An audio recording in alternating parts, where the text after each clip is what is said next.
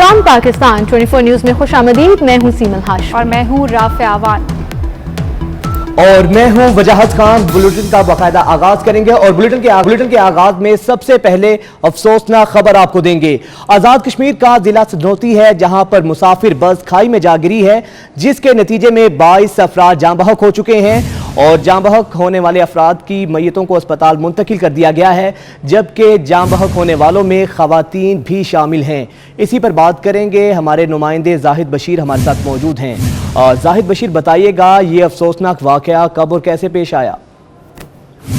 जी बिल्कुल ऐसे ही आजाद कश्मीर का है, जिला सिदनौती के इलाका ये मुंजहाड़ी बलोच में ये अफसोसनाक वाकया है जो पेश आया है, जहाँ पे रावलाकोट से कोटली ये कोस्टर जा रही थी और मुंजहाड़ी बलोच के मकाम पर हादसा का शिकार होकर गहरी खाई में जा गिरी, जिसके नतीजा में इस वक्त तक 22 अफराद हैं जो जान की बाजी हार चुके हैं। इनमें 3 बच्चे शामिल हैं और 4 खवातीन भी शामिल हैं और जाँ बहक अफराद की जो लाशें हैं वो इस वक्त बलोच DHQ हॉस्पिटल में मुंतकिल कर दी गई हैं। और जो ये अफसोसनाक वाकया पेश आया है, इसके नतीजे में अभी जो लोग जख्मी हैं उनकी तादाद रेस्क्यू राय के मुताबिक 8 बताई जा रही है और ये जो 8 अफराद जख्मी हैं इनकी हालत भी इनमें मुतअद्दिद जो जख्मी हैं उनकी हालत तशवीशनाक बताई जा रही है। और ये हादसा है जो ये जो मुसाफिर कोस्टर है जो बलोच से कोटली जा रही थी और रास्ते में ये हादसा पेश आया और ये जो अफसोसनाक हादसा पेश आया है, इसके नतीजे में इस वक्त तक 22 अफराद हैं जो जाँ बहक हो चुके हैं और 8 अफराद हैं जो शदीद जख्मी हैं। ओवरलोडिंग बताया जा रहा है और यानी शाहिदीन का ये बताना है कि पोस्टर पे तकरीबन 33 के करीब जो लोग थे वो सवार थे और ओवरलोडिंग की वजह से ये हादसा पेश आया है और इस वक्त तक 22 अफराद जाँ बहक हो चुके हैं। रेस्क्यूज आए हैं जो उनका कहना है कि 8 अफराद शदीद जख्मी हैं और रेस्क्यू की जो कार्रवाइयां हैं वो इस वक्त चल रही हैं और जो इलाका मकीन है उनकी एक बड़ी तादाद है जो वो भी इस वक्त जाए हादसा पर पहुंच चुकी है। ठीक है, बहुत शुक्रिया जाहिद बशीर, आपने हमें इस बारे आगाह किया। के कारकुनान की रिहाई का सिलसिला जारी है। अडयाला जेल से मजीद 82 कारकुनान को रिहा कर दिया गया। गुज़श्ता रोज 50 कारकुनान को रिहा किया गया था। मजमूई तौर पर 132 कारकुनान को रिहा कर दिया गया है। आपको बता रहे हैं मजहबी तंजीम के कारकुनान की रिहाई का सिलसिला जारी है। अडयाला जेल से मजीद 82 कारकुनान को रिहा कर दिया गया। गुज़श्ता रोज 50 कारकुनान को रिहा किया गया था। मजहबी तंजीम के कारकुनान की रिहाई का सिलसिला जारी है। अडयाला जेल से हम आपको खबर दे रहे हैं जहां पर मजीद 82 कारकुनान को रिहा कर दिया गया है। गुज़श्ता रोज़ 50 कारकुनान ऐसे हैं जिन्हें रिहा किया गया। मजमूई तौर पर 132 कारकुनान को रिहा किया गया।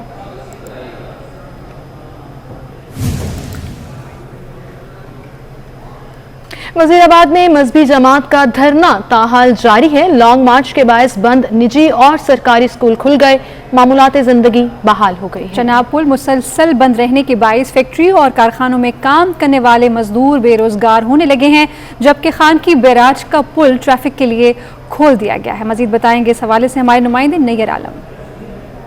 GT रोड चनाब के पुल पर आज भी जो है वो उसी तरह 11 रोज से जो है वो चनाब पुल के पास जो खंदके खोद कर GT रोड ब्लॉक किया गया था, आज भी वहां पर जो है वो ट्रैफिक बहाल नहीं की गई।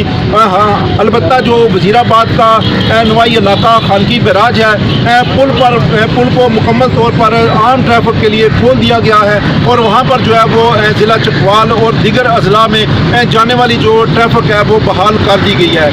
बात की जाए इंडस्ट्रियल सिटी के हवाले से तो यहाँ पर जो है वजीराबाद और गुजरात का जो है राब्ता बिल्कुल मुनक़ते है। इंडस्ट्री मुकम्मल तौर पर तबाह होकर रह गई है क्योंकि मजदूर तबका जो है वो मजदूरी के लिए जड़वा शहर गुजरात में नहीं जा पा रहा, जिसकी वजह से मुतअद्दिद छोटे छोटे कारखाने वगैरह है वो बंद पड़े हैं और मजदूर जो है वो मुकम्मल तौर पर बेरोजगार होकर रह गया है। जी।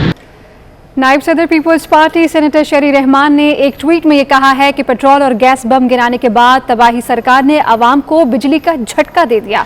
हुकूमत ₹1.68 फी यूनिट इजाफा कर रही है। इस हवाले से बात करेंगे अपने नुमाइंदे अशरफ खान से, उनसे भी हम राब्ता करेंगे। आपको बता रहे हैं कि नायब सदर पीपल्स पार्टी सेनेटर शरी रहमान ने एक ट्वीट में ये कहा है कि पेट्रोल और गैस बम गिराने के बाद तबाही सरकार ने आवाम को बिजली का झटका दे दिया है। हुकूमत ₹1.68 फी यूनिट इजाफा कर रही है।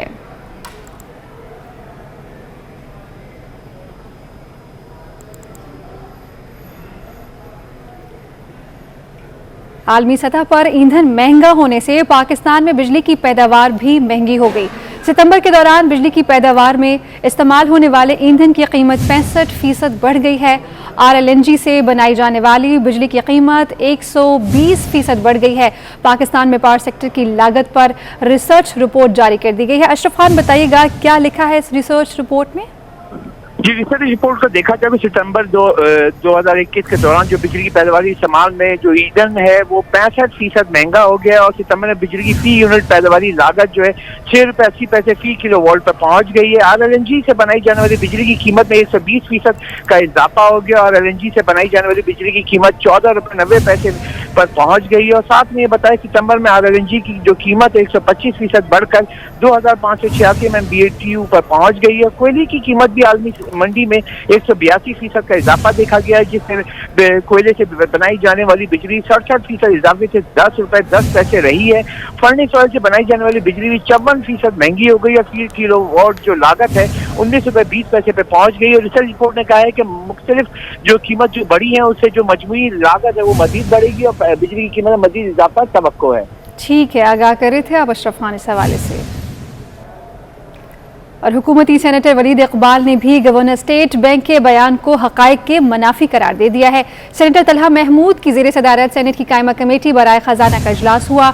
बढ़ती हुई महंगाई के हवाले से कमेटी अरकान फट पड़े। डिप्टी गवर्नर स्टेट की रुपए की कदर के उतार चढ़ाव में मुदाखलत का एतराफ़ भी सामने आया। गवर्नर स्टेट बैंक ने कहा कि पूरी दुनिया में मरकजी बैंक मुदाखलत करते हैं, स्टेट बैंक कैसे मुदाखलत करती है हमें बताया जाए। सेनेटर कामिल आगा ने सवाल भी किया। वकास अजीम बताइएगा इस हवाले से क्या कुछ गुफ्तो शनीद होती रही? जी, आज सेनेट की कायमा कमेटी खजाना के इजलास सेनेटर तलहा महमूद की ज़ेर सदारत इस वक्त पार्लियामेंट हाउस में जारी है, जिसमें आज कमेटी के अरकान ने गवर्नर स्टेट बैंक की जानिब से रुपए और डॉलर की कीमत से मुताल्लिक जो बयान दिया गया है उसके ऊपर उन्होंने अपने ख्यालात का इजहार किया है। ताहम आज डिप्टी गवर्नर स्टेट बैंक ने कमेटी को ये ब्रीफिंग दी है कि मार्केट में तलब और रसद एक्सचेंज रेट का तयन करता है, जबकि डॉलर की उड़ान से फायदा होने की बातें दुरुस्त नहीं है। सेनेटर शरी रहमान का ये कहना था कि गवर्नर स्टेट बैंक का जो बयान है वो हकायक के बरक्स है, क्योंकि आज रुपया जो है वो बांग्लादेशी टके से भी आधा हो चुका है। उनका ये कहना था कि डॉलर के हवाले से आलमी इदारे कह रहे हैं कि डॉलर की कीमत 200 रुपए तक जा सकती है। सेनेटर शरी रहमान ने यह भी कहा कि एकदम डॉलर के ऊपर जाने से स्टेट बैंक ने अभी तक कोई ठोस जवाब नहीं दिया और हमें हुकूमत की जानिब से ऐसी कोई मनसूबाबंदी नजर नहीं आ रही। चेयरमैन कमेटी ने भी यह कहा कि जो बयान गवर्नर स्टेट बैंक की जानिब से दिया गया है उसका कोई मकसद नजर नहीं आ रहा था और इस हुकूमत के गैर जिम्मेदाराना बयानात का अवाम पर बहुत ज्यादा असर पड़ रहा है। कमेटी अरकान का ये कहना था कि डॉलर की कीमत बढ़ने से महंगाई बढ़ रही है और हुकूमत को महंगाई को कंट्रोल करने के लिए इस वक्त कोई भी पॉलिसी कोई इक़दाम लेने चाहिए हुकूमत को। आप आगाह कर रहे थे वकास। चाय के शौकीन अफराद के लिए बुरी खबर है। लाहौर में चीनी और चाय की पत्ती बुलंदी की जानिब महवे परवाज है।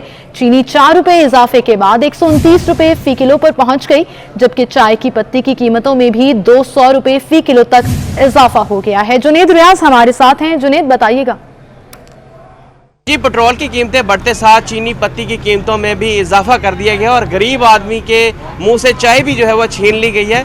सूरत हाल ये है कि जो चीनी है वो 6000 रुपये वाली बोरी जो है वो 6200 रुपये की कर दी गई है। और अगर चीनी की कीमत की बात की जाए फ़ी किलो की, तो चीनी फ़ी किलो जो है वो 125 से 129 रुपये किलो होगी और बाज़ जगह पर ओपन मार्केट में 130 रुपये किलो भी फ़रोख्त की जा रही है। इसी वाले से हम बात करेंगे शहरियों से। मजदूर आदमी पहले बाहर आके चाय पीता था, 15 रुपए की चाय मिलती थी, आज से 2 महीने 3 महीने पहले आज 30 रुपए की चाय है। पत्ती पहले 700 रुपए किलो थी, जो अब 900 रुपए किलो में मिल रही है। तो महंगाई बहुत हो गई है, गुजारा करना बहुत मुश्किल हो गया है। आपने बात सुनी कि गुजारा करना बहुत मुश्किल हो गया। पत्ती 200 रुपये जो है वो इजाफा कर दिया गया है और इसी तरह अगर चीनी की बात की जाए तो चीनी की बोरी में 200 रुपये इजाफा कर दिया गया और इस तरह 4 रुपये किलो फी इजाफा हुआ है फी किलो की चीनी में।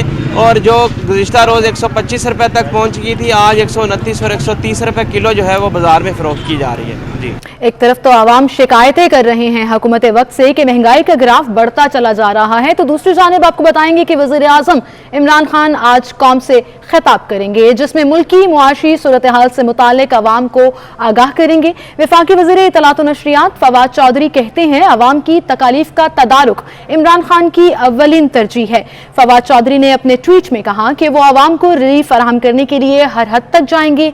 कौम से खिताब में मुल्क की तारीख के बड़े अवामी रिलीफ पैकेज का ऐलान करेंगे और ये पैकेज आवाम की मुश्किलात में कमी और उनकी जिंदगियों में आसानियां पैदा करने के लिए संगे मील साबित होगा।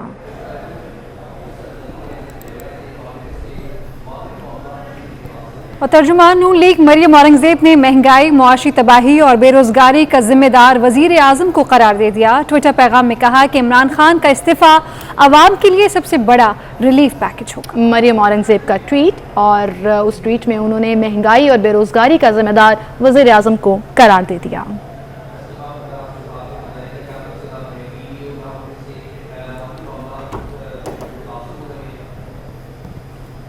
साबिक सदर आसिफ अली जरदारी ने नैब रेफरेंसेस में बरियत की दरखास्तें दायर कर दी हैं। एहतसाब अदालत ने नैब को नोटिस जारी करके 18 नवंबर तक जवाब तलब कर लिया है। इस हवाले से मजीद बात करेंगे। एहतशाम कयानी हमारे साथ मौजूद हैं। जी एहतशाम, बताइएगा। जी बिल्कुल, नैब का जो दूसरा तरमीमी ऑर्डिनेंस आया था उसके तहत मुल्जमान ने बरियत की दरखास्तें दायर की थी। साबिक सदर आसिफ अली जरदारी ने भी 3 मजीद रेफरेंसेस में बरियत की दरखास्तें दायर की हैं। इससे कबल उनकी जानिब से 2 रेफरेंसेस में बरियत की दरखास्तें दायर की गई थी। अब पार्कलैंड, मेगा मनी लॉन्ड्रिंग और एक और रेफरेंस में भी जो कि बरियत की दरखास्त दायर की गई है, नैब अदालत ने उस पर नोटिस जारी कर दिया है और नैब को 18 नवंबर तक जवाब जमा कराने की हिदायत कर दी गई है। ये 3 रेफरेंस हैं, पार्कलैंड, मेगा मनी लॉन्ड्रिंग और छठा वाटर सप्लाई, जिनमें बरियत की दरखास्तें दायर की गई। बरियत की दरखास्तें दायर की गई हैं। एहतशाम कियानी, आपका बहुत शुक्रिया, आप हमारे साथ मौजूद थे। वज़ीर इत्तलात सिंध सईद गनी कहते हैं वफाकी हुकूमत आवाम के वोटों से मुंतखब नहीं, इसलिए उसे महंगाई का एहसास भी नहीं है। वो हमारे नुमाइंदे इक़्तिदार अनवर के साथ हैं। उन्होंने क्या कहा, आपको सुनवाते हैं। की जब हम बात करते हैं तो उससे हमारी मुराद ये होती है कि वो हुकूमत जिसको मुल्क के लोगों ने मुंतखब किया हो, जो लोगों के वोटों के ज़रिए मुंतखब हुई हो, ये हुकूमत आवाम की नुमाइंदा हुकूमत नहीं है। किस तरह से मुल्क में मुसल्लत हुई है सबको पता है। इस मुल्क के लोगों के जो मसाइल हैं, महंगाई है, बेरोज़गारी है, उस पर अगर कोई जमात ज़्यादा बात कर रही है तो पाकिस्तान पीपल्स पार्टी है। पाकिस्तान पीपल्स पार्टी ने पूरे मुल्क में एक ही दिन भरपूर मुजाहरे किए और किसी और जमात में ये नहीं हुआ। हम मज़ीद इस काम को आगे बढ़ाने जा रहे हैं। सेकंड स्टेप पे हम शायद कोई रिलीज़ कर लें और नीचे की सतह पर जाकर मुजाहरे कर लें। हम ये समझते हैं कि आवाम के इशूज़ पर बात करना सियासी जमात की ज़िम्मेदारी और हमारा फ़र्ज़ है। ये इतनी ख़तरनाक सिचुएशन है कि जो मुल्क ज़रूरी मुल्क कहलाता हो, जहाँ गंदम पैदा होती हो, जहाँ गन्ना पैदा होता हो, वहाँ चीनी भी इम्पोर्ट हो रही हो, वहाँ गंदम भी इम्पोर्ट हो रही हो, तो इससे बड़ी नालायकी क्या हो सकती है। कौमी असम्बली और सेनेट का इजलास 5 नवंबर को तलब कर लिया गया है। हुकूमत ने आइंदा 10 रोज के अंदर पार्लियामेंट का मुश्तरका इजलास बुलाने का फैसला किया है। ज़राए के मुताबिक मुश्तरका इजलास में तारीख साज कानून साजी होगी। कौमी असम्बली और सेनेट का इजलास 5 नवंबर को तलब कर लिया है और हुकूमत ने आइंदा 10 रोज के अंदर पार्लियामेंट का मुश्तरका इजलास बुलाने का यह अहम फैसला भी किया है।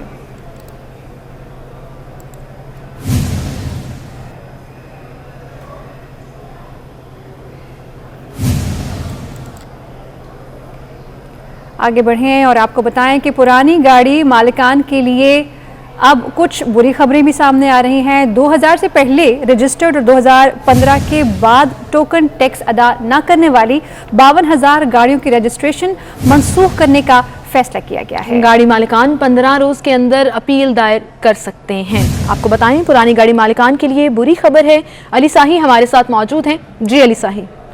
जी सिमल, बिल्कुल महकमा एक्साइज की जानब से फैसला किया गया है कि 2000 से पहले रजिस्टर्ड होने वाली गाड़ियां और 2015 के बाद इन पर किसी किस्म की कोई ट्रांजैक्शन नहीं हुई। 2015 के बाद 52,000 गाड़ी मालकान की जानब से अभी तक टोकन टैक्स की अदायगी नहीं की गई, जिस पर डायरेक्टर एजेंसी राना कमर हसन का कहना है कि इन गाड़ियों की रजिस्ट्रेशन मनसूख की जा रही है।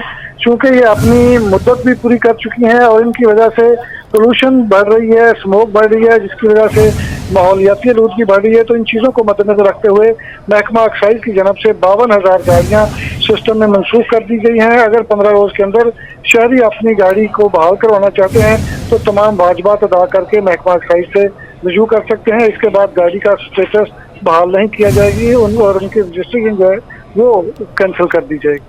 ठीक है अली साही, आपका बहुत शुक्रिया। इसके साथ ही न्यूज स्टूडियो से अब तक के लिए इतना ही।